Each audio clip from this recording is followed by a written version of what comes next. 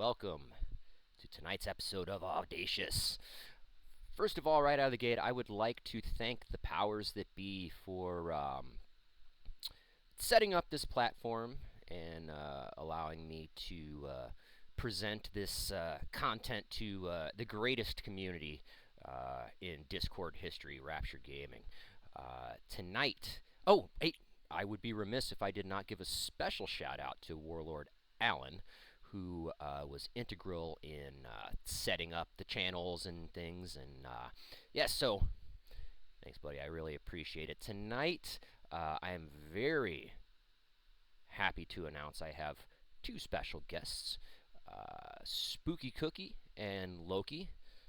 Jump yourselves on up to the stage if you can, or I'll boot you up there myself. I'm going to be covering a couple of topics tonight. Let me do that. There we go. Sent you an invite there, Spooky. Loki, say hello. Hello. Hello. Hello. Hello, Spooky. Hello, Loki. So, right out of the gate, I'd like to. A common interest of mine has been language just in general, and common phrases that are used all the time, and you know, they all make sense in context when you say them, but if you really think about it and take a look at the actual verbiage itself at face value, it doesn't always really make a lot of sense. But tonight I'm focusing on some phrases that are of, I guess, UK origin, British origin, so to speak, whatever. But the first one that I want to talk about is a square meal. You say, oh yeah, we're gonna have a square meal. Um, Loki, Spooky, any ideas where this phrase came from? How it started? Does it come from dinner trays? I think I've heard this before, but it's not like dinner trays, they're square, and that's why you have a square meal.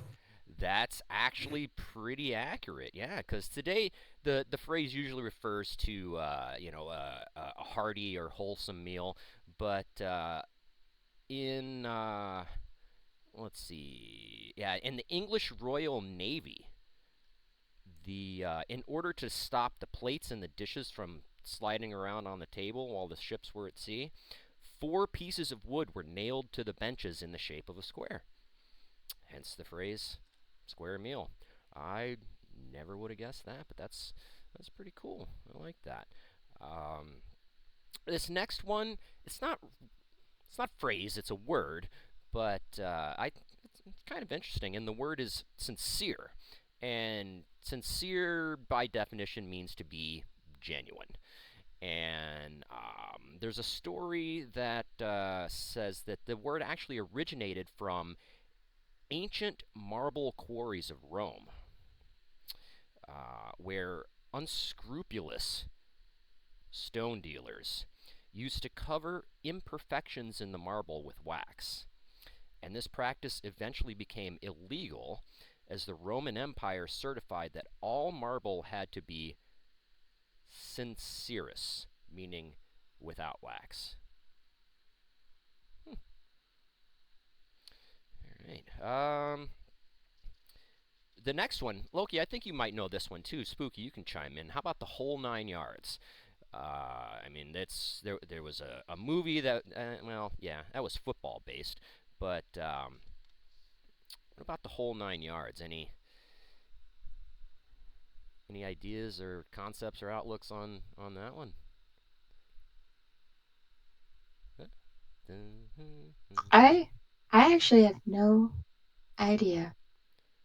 Okay, all right. It's actually military based.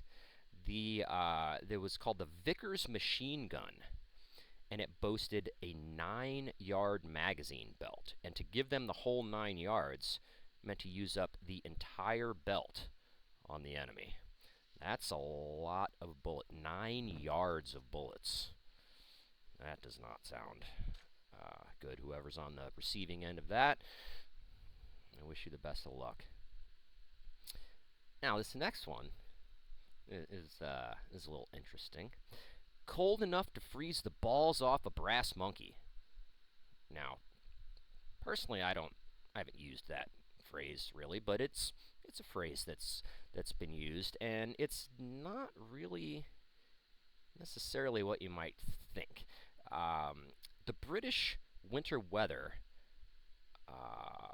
actually comes from the times when is this? Oh yeah, when the Navy fought with cannons, and to prevent the cannonballs from rolling around the ship, they were welded to a small, stable upright called a brass monkey. In the bitter cold, the weld would snap and let the balls loose. Wow. Okay. Yeah. Really. That sounds like something a southerner would say when they have a 10% chance of snow. Yeah. Yes. Yes. It's hilarious that you bring that up because my father, he actually lives in Mississippi, and they had. He was telling me a story. They had a dusting, and I just mean literally there was like maybe 10 snowflakes that hit the ground. They went into a state of emergency. Businesses closed, the schools were closed, everybody was freaking out. They didn't know what to do, and I guess it's relative to the situation, but it seems like a little bit of an overkill there. But I mean, to be fair, they don't really have the opportunity or the resources to deal with things like that. But seemed a little bit much. Which one did I want? Oh yeah. This one here, one of my favorite ones. Don't throw the baby out with the bathwater. Any thoughts on this one? Either of you? This before indoor plumbing was a thing, and you had to fetch your water from the well with a pail, and then you had to dump it out of the bathtub with that same pail. Yeah. Oh yeah. There's more to it than that because um, basically how it worked is it was very common for a large family unit to live all together, multiple generations, grandparents, everything else like that. And when they filled the bath, it went in order of the oldest to the youngest, and they all used the same bath water. So, they would go in line. So that would mean that the youngest, if regardless of whether it was a baby or what have you, was the last one to go into that water. Now think about that. Say you have 7, 8 people, and that water is probably going to be a little dirty, a little murky, and all that. And I don't, me personally, I don't know if I want to subject an infant to that. But hey, I guess those were harsh times. And yeah, the don't throw the baby out with the bathwater is don't forget they're in there because they're the last ones to go. Okay, this last one gonna cover is it's raining cats and dogs. It's raining cats and dogs out. What about this one?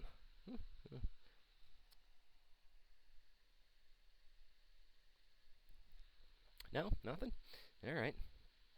Well, British houses used to have thatched roofs made out of thick straw, and it was the only place where animals could get warm.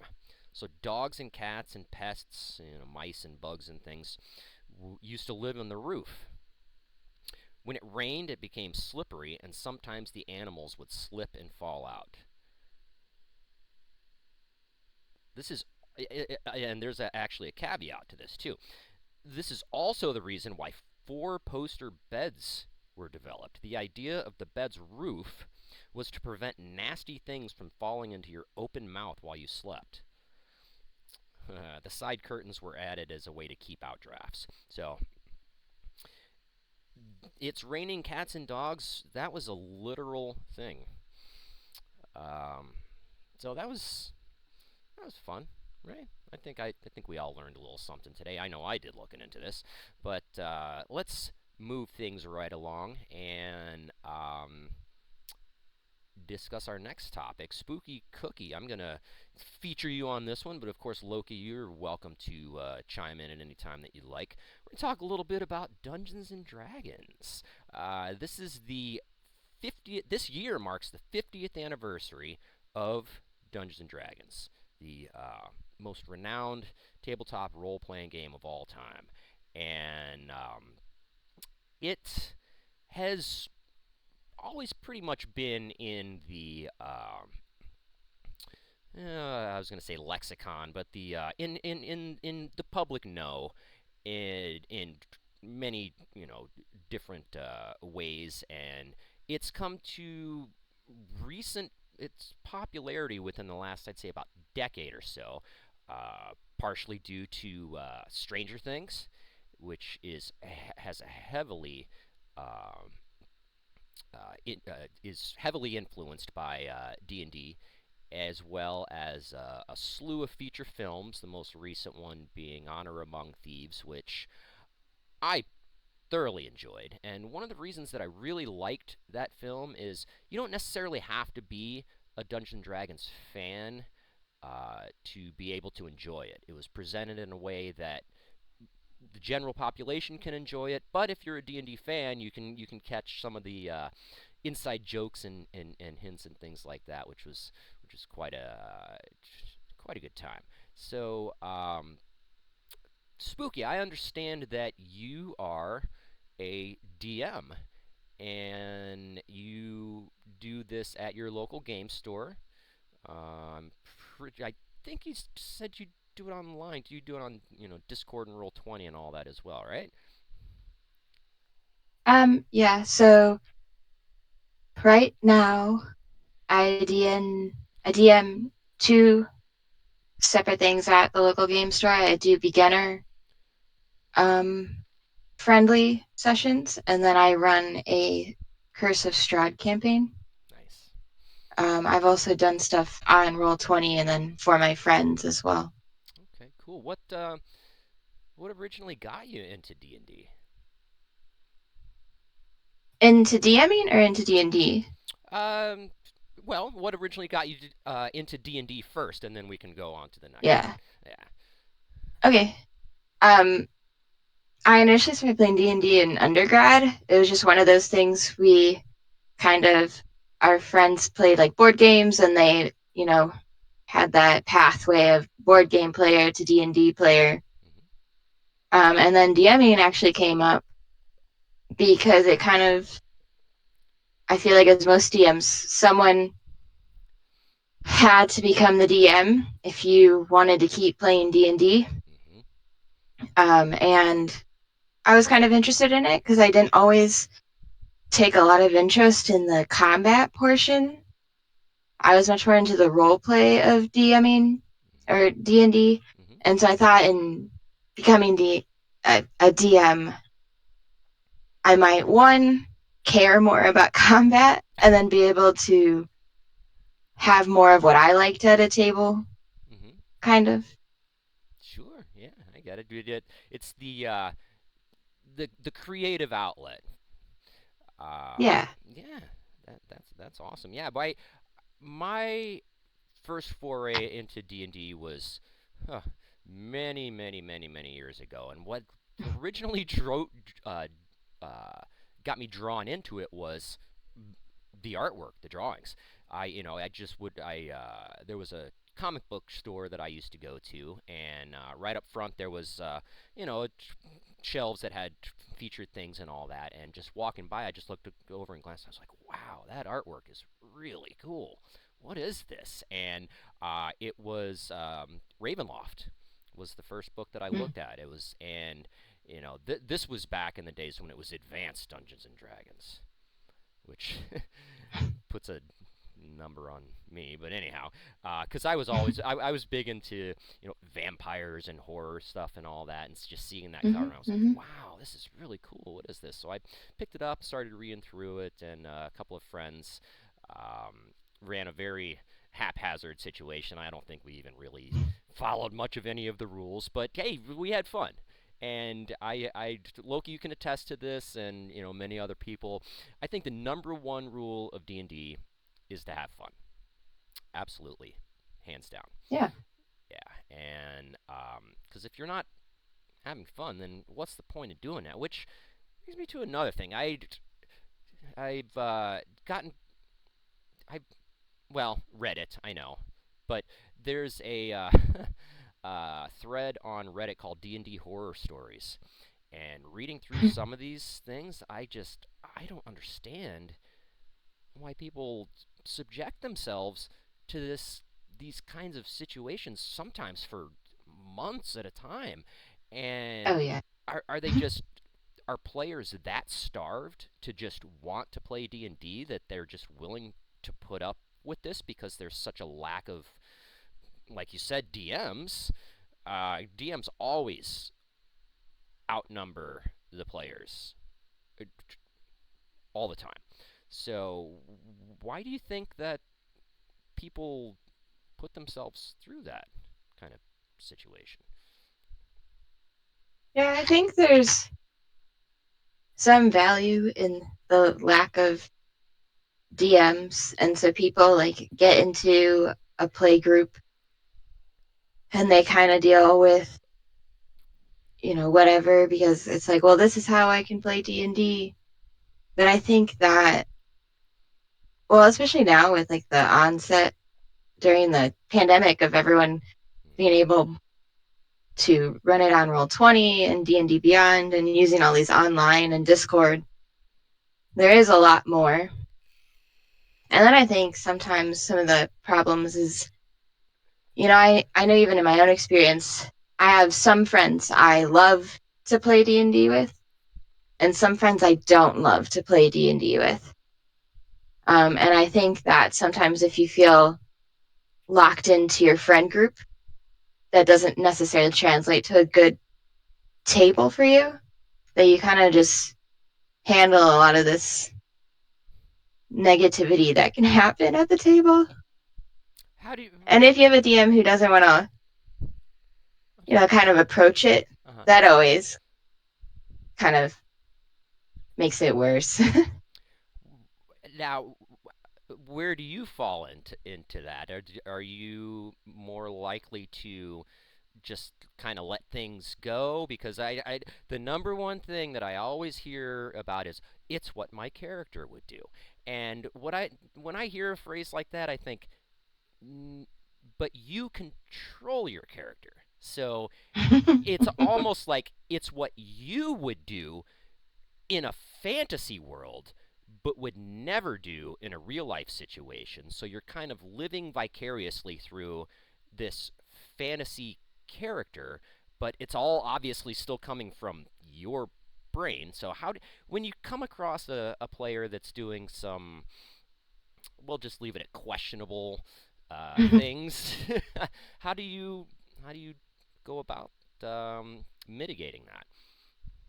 um, Normally in game, when it comes up, the first question I just ask at the table is, what is the goal? And I ask, how is this helping the party? Mm-hmm.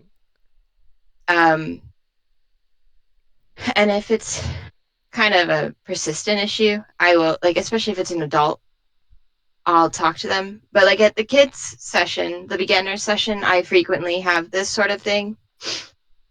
Because I think, there's just something about kids, especially, that just want to do like They get reckless things they you would do like in a video game. Yeah, they get into the murder hobo scenarios, and they just want to.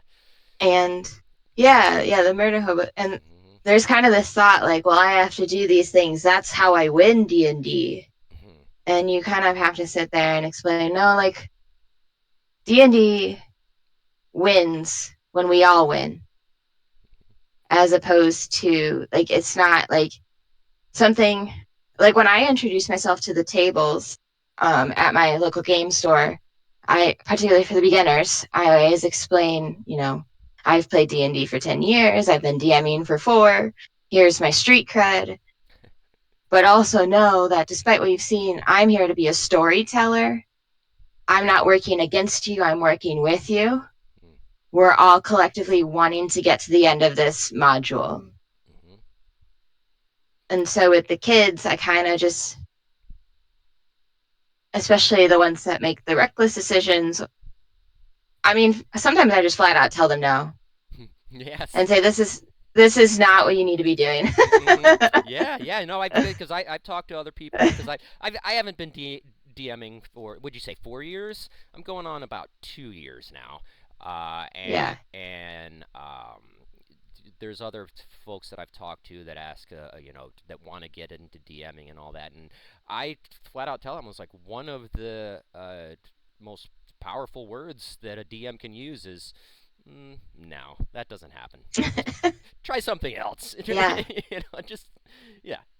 And I think sometimes a lot of DMs are afraid to say no. Maybe not afraid, but they're thinking that they're taking away agency from the players, or it's just like, oh well, hey, you can do whatever you want. It's like, well, to a point, but when in my interpretation anyway, is when a player, like a spotlight player or somebody that is just doing ridiculously reckless things just for the point of whatever, that's taking away from the experience of the other folks there that might want to, for lack of a better term, play more seriously or more to the point, like you said, move the Mm-hmm. campaign along, and what have you. But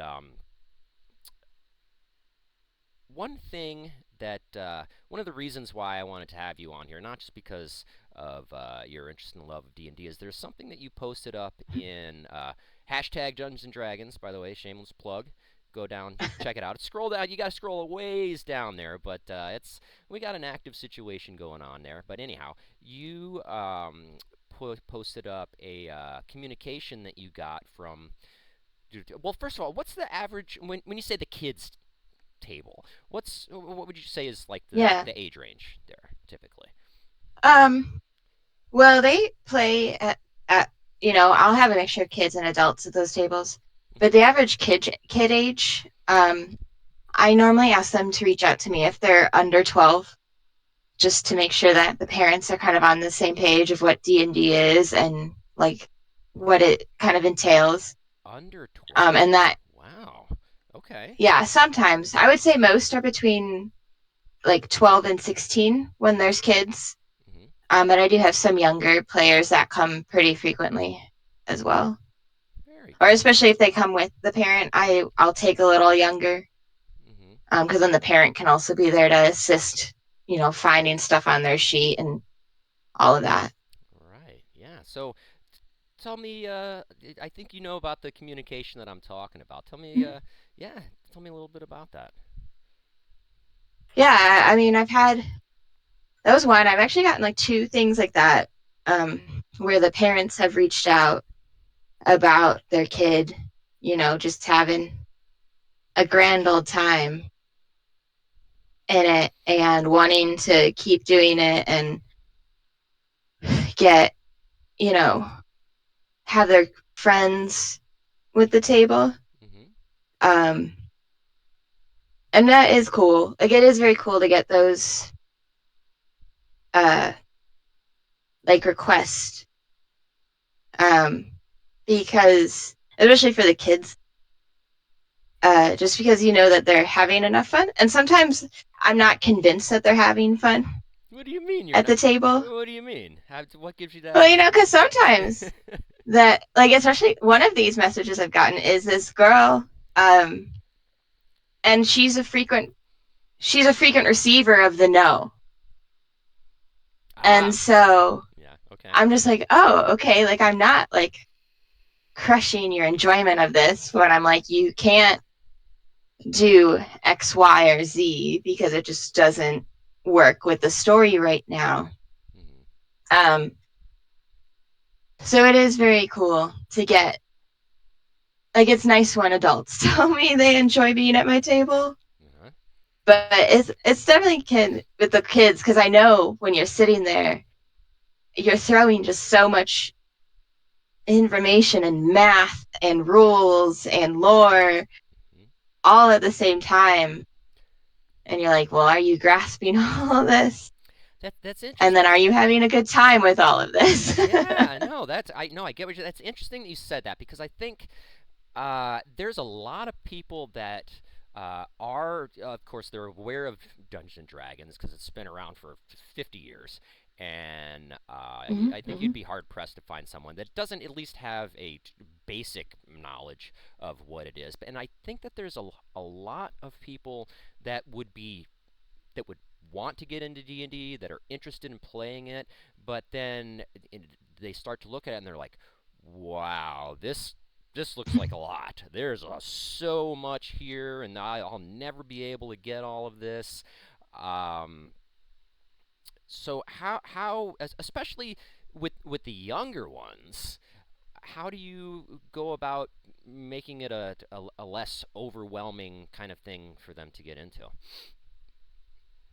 Yeah, the very first thing I do is I always offer. I have some pre-generated character sheets, and some of them are very very simple. So like if it is someone coming to sit down at the table for their very first time ever, it doesn't even include like all of the skills or anything. You just have your basic six on there. So that's like kind of one thing. So they don't have to worry about making a character. And I do that entirely separate. Like I offer like a whole session where we're just working on building our characters and we walk through step by step. Hmm. And then at the end I tell them, Your sessions, unless you enjoyed this, yeah, just use D&D Beyond. right, yeah. But I say it is important, to know where Hmm. everything is getting pulled from and how it works. Hmm. But after that, to just do it. But that's the first thing. And then I rotate through like three ideas that my one shots are based on. So as someone who's coming in, generally won't get everything at once. So I always do like a um, kind of like a. Oftentimes they're like festivals or like a murder mystery type thing Hmm. where Okay. it's all going to be based in just like ability checks and looking at your sheet and figuring out, okay, she asked for perception. I roll this die, I add this number. Hmm. And then the next session is always like very heavy combat, like an arena style Hmm. sort of thing where they're just going to be in combat the whole time. So we're just repeating those steps because I think combat is the most complex part of D&D. Just because there's so many steps and so much math and knowing exactly Hmm.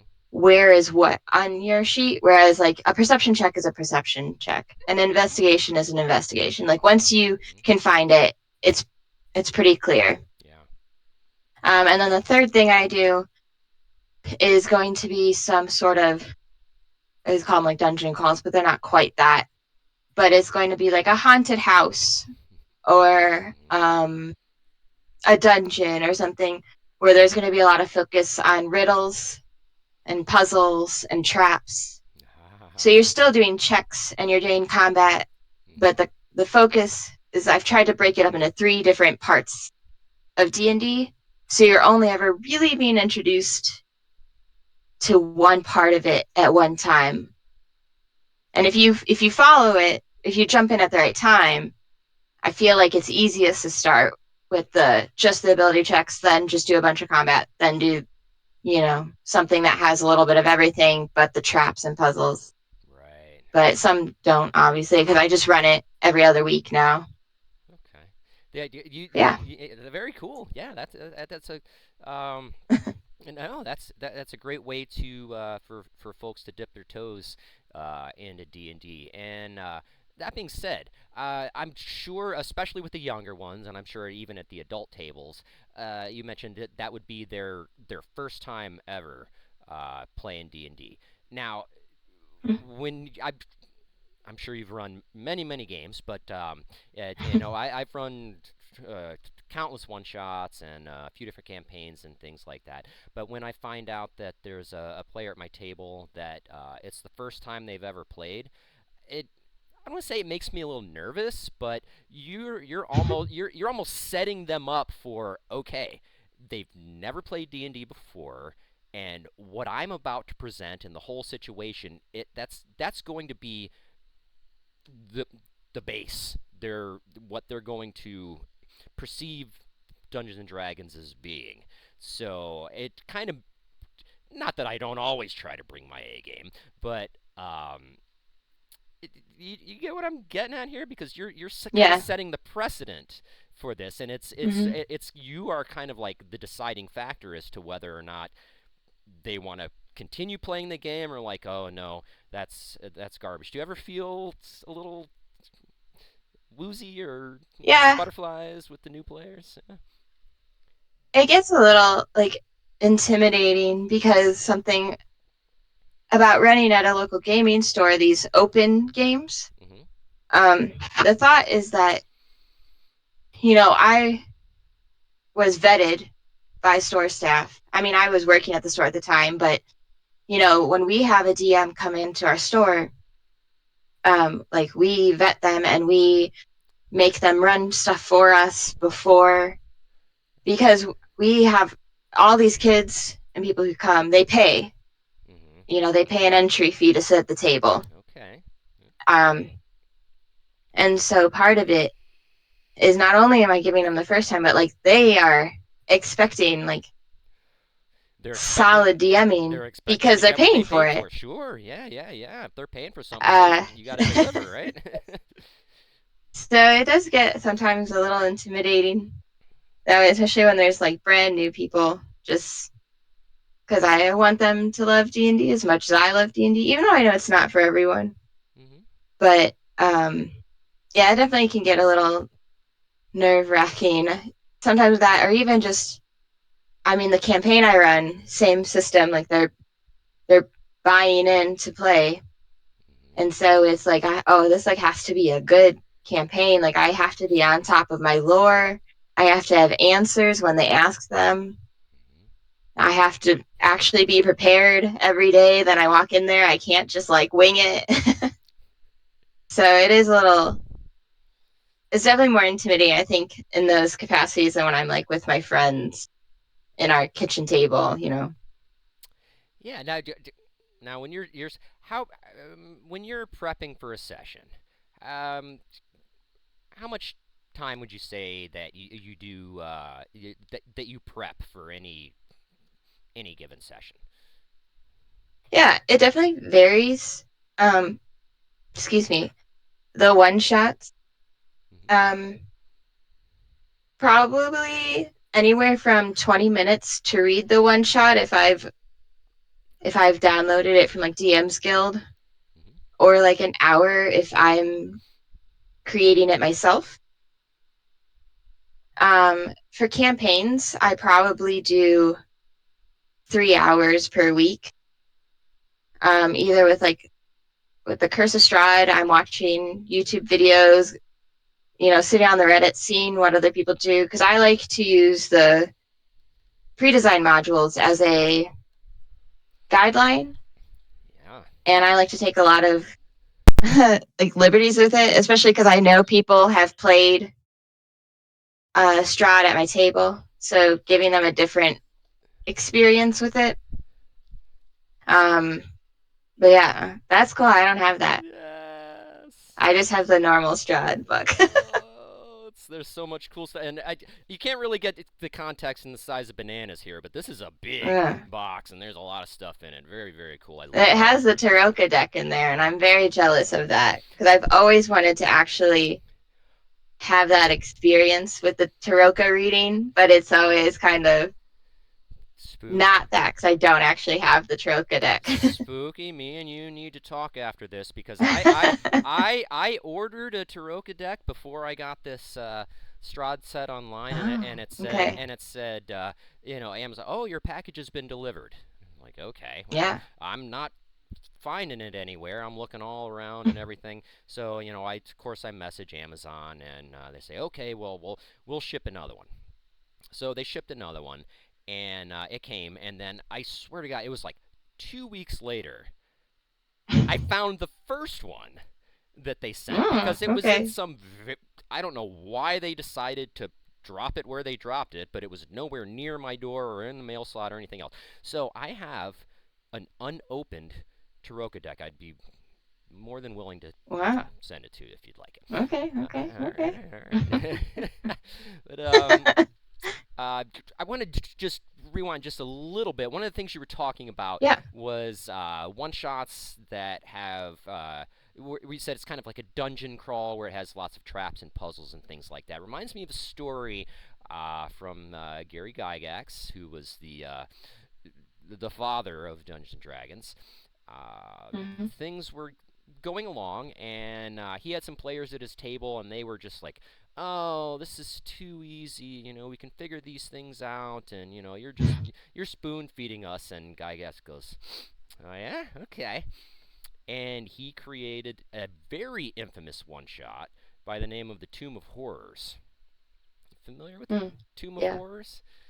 It's brutal. It makes absolutely no sense in a lot of cases, and it's so convoluted. I ran this a while back, and I told the players, I was like, I'm gonna run this true to the script, the way the Gygax wrote it, because I know there's been some Yeah. updated versions of it and all that aren't quite as brutal. But I said, just keep in mind, guys, this is gonna be bad. It took them 2 hours just to get into the dungeon,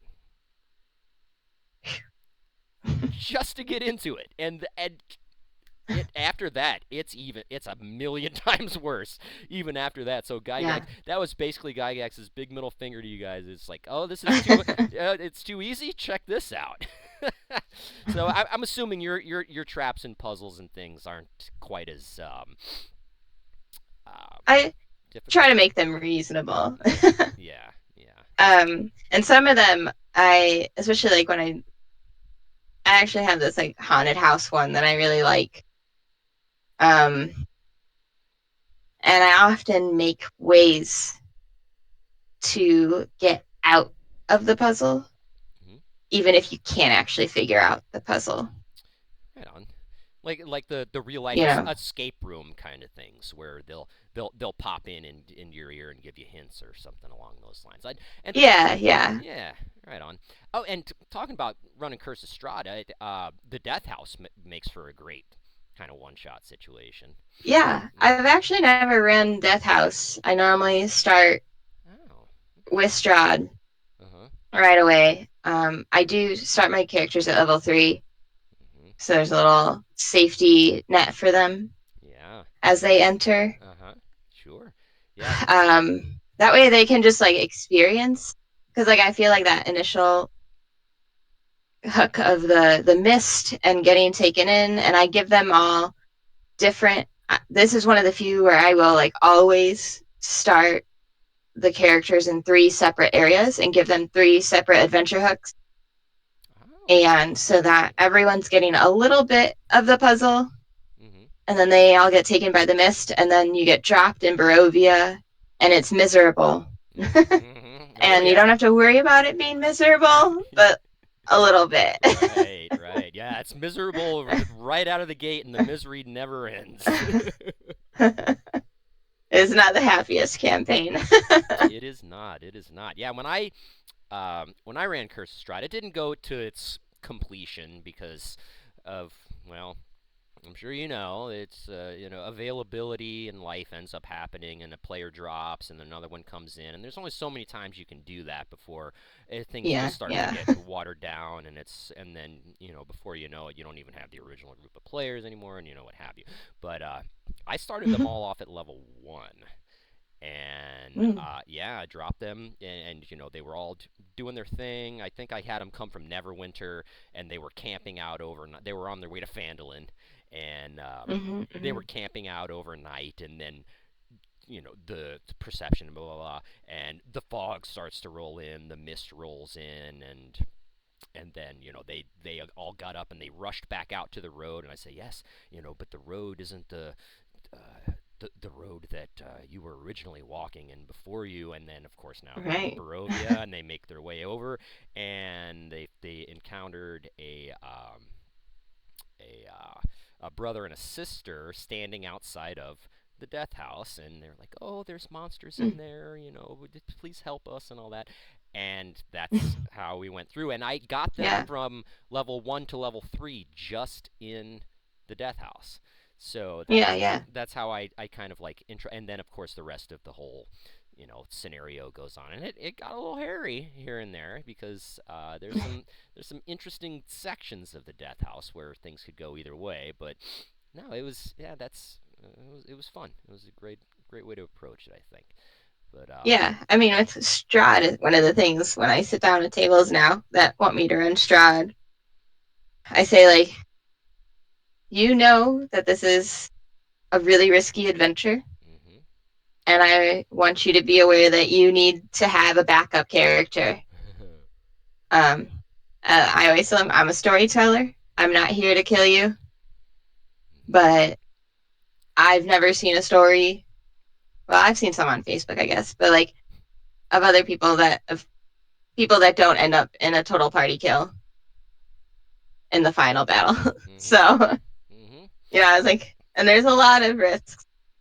I use Strahd a lot throughout the whole campaign. I Yes. make him make visits. That's I give him a lot.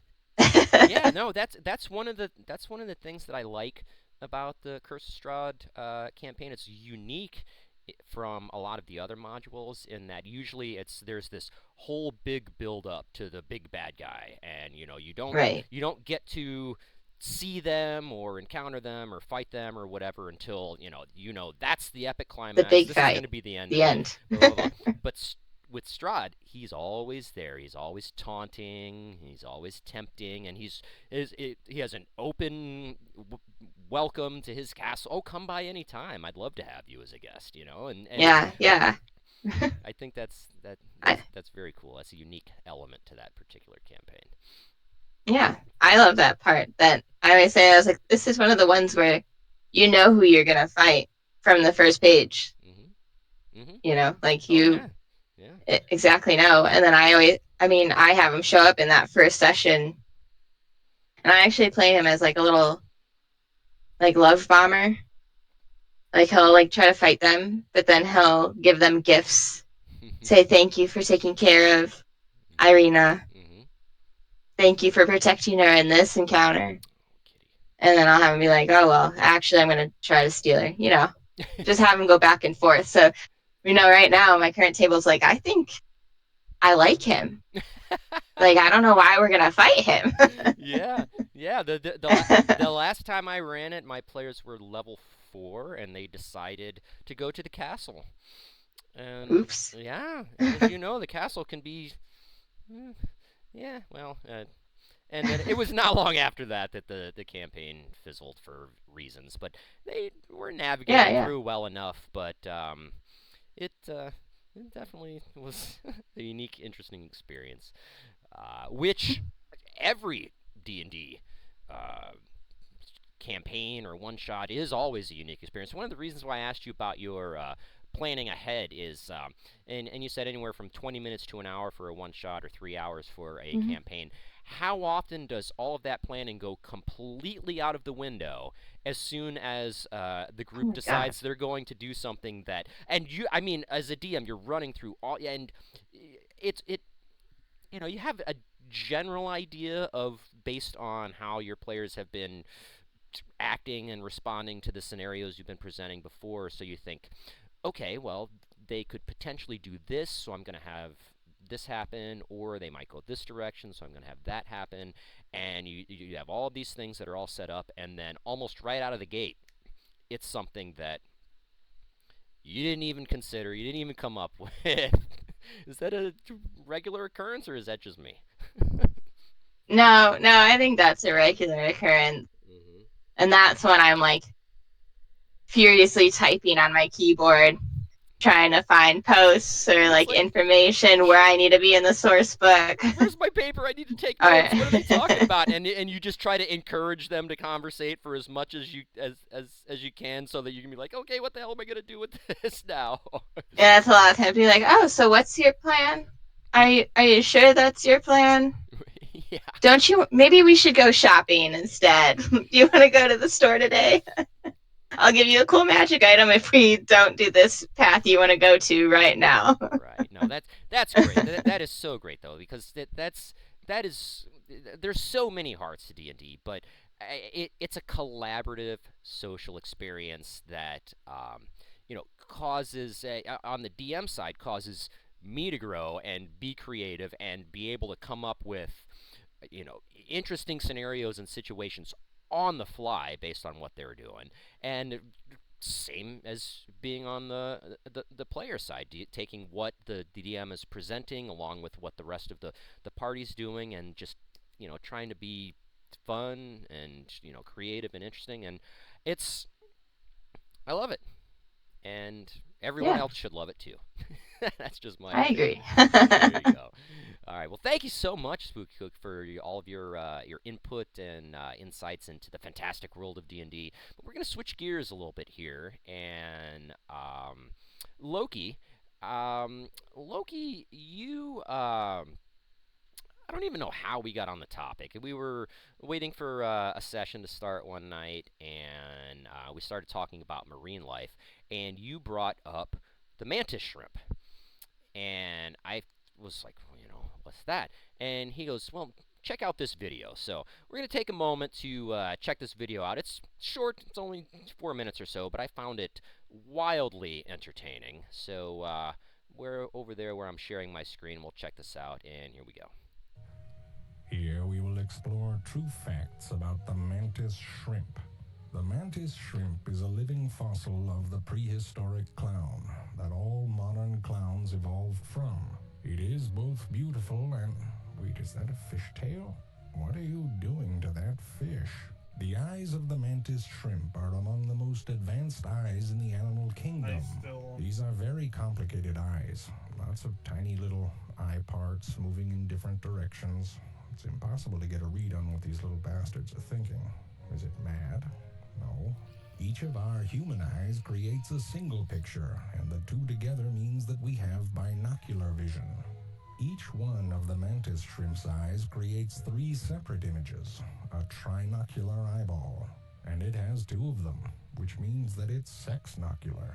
Dirty sons. Hey, House of Grunts? Yeah. Only Discord's showing up. You can clean your eyeballs? Oh, really? On your Human eyes sharing can detect screen. 3 color Yeah, wavelengths. The mantis shrimp can detect 5,400 of them. Just kidding. They can Hey guys, it's just a joke. We actually don't have a video. You're just pulling your chain. Just 9, whatever. Why, Imagine Iota? a color that you can't even imagine. Now No, you just need to change your stream. Like instead of streaming Discord, you need to change it to like Chrome or whatever you're using. Can see, which is probably why it dresses like an idiot. And this explains the modern clown as well. All right. And just like Thank the you for modern clown, sharing the that. mantis Technical shrimp has difficulty a was still. I thought I had this all. Oh, see, and I practiced this ahead of time and had it all panned out and everything. So now I'm gonna have to do this, and then do that. To screen, maybe. Here we go. Try that. Nope. And I'm back. Well, I no. still see Discord. Yeah, no, hold on. I got to go back to. How about now? Oh yeah, here it is. So you might want to start from the beginning. Oh yeah, of course. It's only 4 minutes. Here we go. Here we will explore true facts about the mantis shrimp. We have no audio. The mantis shrimp is a living fossil of the prehistoric clown that all modern clowns evolved from. It is both beautiful and... Wait, is that a fishtail? What are you doing to that fish? The eyes of the mantis shrimp are among the most advanced eyes in the animal kingdom. These are very complicated eyes. Lots of tiny little eye parts moving in different directions. It's impossible to get a read on what these little bastards are thinking. Is it mad? No. Each of our human eyes creates a single picture, and the two together means that we have binocular vision. Each one of the mantis shrimp's eyes creates 3 separate images, a trinocular eyeball, and it has 2 of them, which means that it's sexnocular. Dirty science. Whoa, what was that? You can clean your eyeballs? That's crazy. Human eyes can detect 3 color wavelengths. The mantis shrimp can detect 5,400 of them. Just kidding. They can detect 12, 9 more than we can. But it's less impressive now, isn't it? Just 9, whatever. Imagine a color that you can't even imagine. Now do that 9 more times. That is how a mantis shrimp do. Oddly, the mantis shrimp is pretty bad at discerning the colors that humans can see, which is probably why it dresses like an idiot. And this explains the modern clown as well. And just like the modern clown, the mantis shrimp has a psychopathic killing instinct. Mantis shrimps are generally divided into 2 categories. The first, the spearers, have spiny barbed front scooping claws designed to snag and stab prey. The spearers play a version of hide and go seek, which pretty much sucks for anyone that isn't hiding. Kind of a crappy game, really, not for kids. Alternatively, the smasher mantis shrimp have little Edward bowling ball hands that they use to punch the crap out of basically everything. They have the fastest punch in the world with the same acceleration as a .22 caliber bullet. Wow. To a mantis shrimp, kung fu looks like tai chi. The mantis shrimp can deliver a blow with 1,500 newtons of force, which tells you what a sissy punch Newton must have had. That punch is so powerful that the universe can't even handle it. Water moves out of the way so fast that little vacuums are formed called cavitation bubbles. These bubbles collapse immediately, and the force of that collapse creates a second shock wave and even generates light and heat. That's some Mortal Kombat finishing move shit right there. Basically, it sucks to be the mantis shrimp's roommate. There's just way too much of the punching. Wait, did that guy just hand him his own arm? That's crazy. Have you ever heard the story of the hermit crab and the mantis shrimp? One day, that's it. That's the whole story. Even the octopus, who is quite a badass, can't deal with these little psycho bastards. If you're afraid of clowns, whoa, what the hell, man? Leave the crab alone. If you're afraid of clowns, stay afraid. Stay very afraid. There it is, the chronicle of the mantis shrimp. So, wow, that that's the the whole Newton punch thing. That's just I don't know. It's so fascinating. I've another thing I've always been interested about is these amazing undersea creatures. Because I mean, we're exploring space, obviously. We're going to Mars, maybe, been to the moon lots of times and all that. But there's so much of our own planet that is yet to be unexplored. And we're finding, and it's all, well, it's not all, but a good portion of it is under the sea, under the ocean. And there are some crazy, crazy, crazy creatures that have been discovered. I'm hoping you can all see this, but this is the Dumbo octopus. And I'm not sure exactly what makes this an octopus, but hey, I'm also not a marine biologist either, so, there's that. This one is interesting. This is a vampire squid. And according to the description, it's neither a vampire nor a squid, and it's the only member of its own cephalopod order. Look at that. That is, oh my god. This one is fun. I'm not even, ooh, can you help me with this, Loki? Costacelia, maybe? I don't know why you'd think I would be able to pronounce this any better. I think it's Costacelia? Costacelia sea slug. Now, this is the ultimate vegetarian right here. This is not a poser vegan. This is not a poser vegetarian because according to the description of this Costacilia sea slug, look at this here.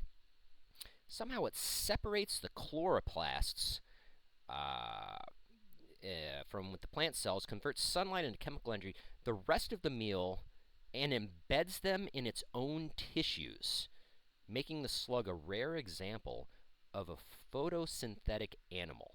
It literally becomes part vegetable. Look at that. It's also funny because it looks like a cow if you look at its face where those I two black dots are. It looks Yeah, the two kind of black like a cow. yeah, and its blushing cheeks there. Yeah, I could see that. I can see that.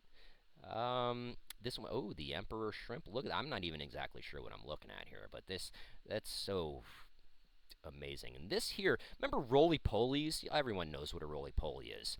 Well, imagine a roly-poly that's a foot long. That's what this guy here is. The giant isopod. Wow. Holy cow. Sea pig, we won't get into that. Now, this one here is quite interesting. The giant. All right, help me out here, Loki. Siphonophore? Siphonophore? I'm not sure where the. Siphonophore. So Siphonophore. it's like siphon 04. Siphonophore. Siphonophore. See, to me, this looks like a. Yeah. To me, this looks like a drawing. Um, although you never know.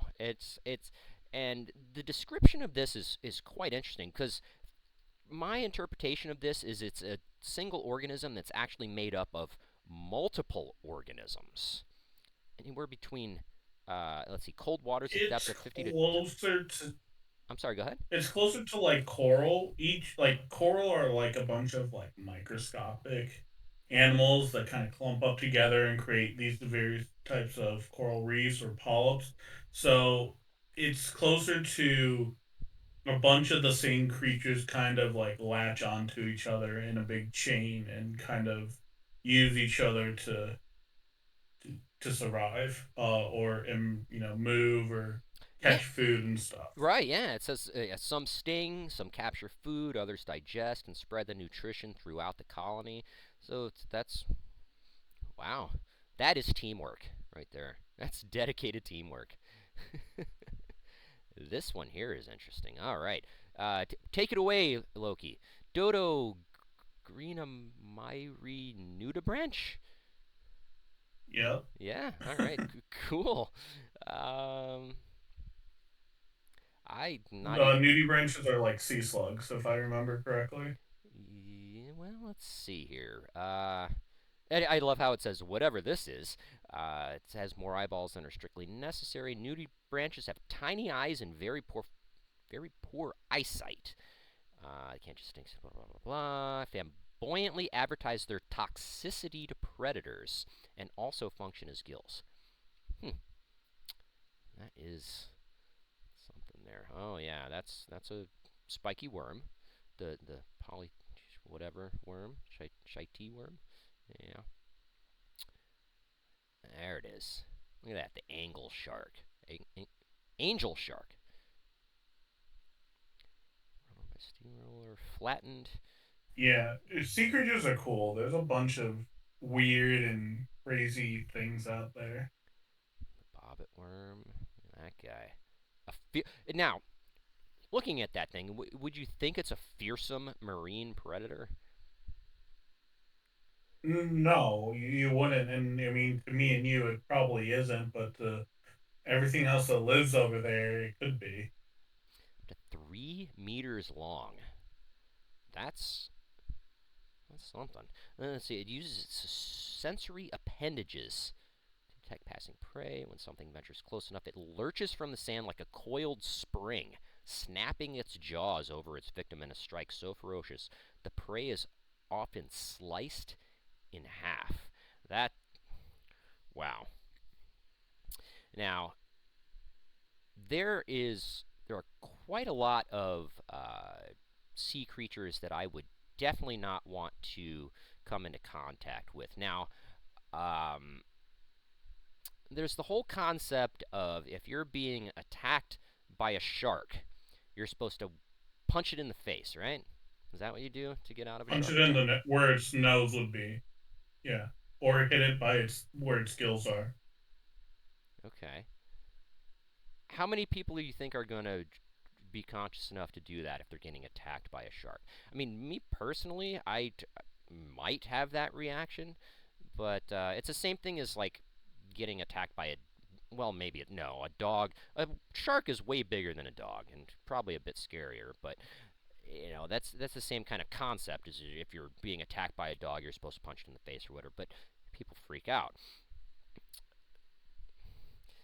I was reading something the other day too about dolphins, and there's a particular. I'm sorry. Go ahead. Nothing. It's just I know where you're going with this one. No, no, no, no. Well, I wasn't going to go the direction that you're thinking, but if you'd like to go down that Okay, road, we can. You want to give a little? I'm letting you lead, man. You're letting me lead. Go ahead. Go ahead and give a. All right. Well, no, no. Go ahead and give a PG version of your insights. The dolphins getting high or the other Oh, all right. dolphin Well, the or dolphins. the other one? You know what? We'll talk about the other one. We'll save that for a future episode. But being that today is a holiday for some, or just another day for 420 2024 is the same spelled forwards and backwards. look at There's a that. fun fact for you. Don't you love that? Yeah, it's a holiday for some, just another day for others.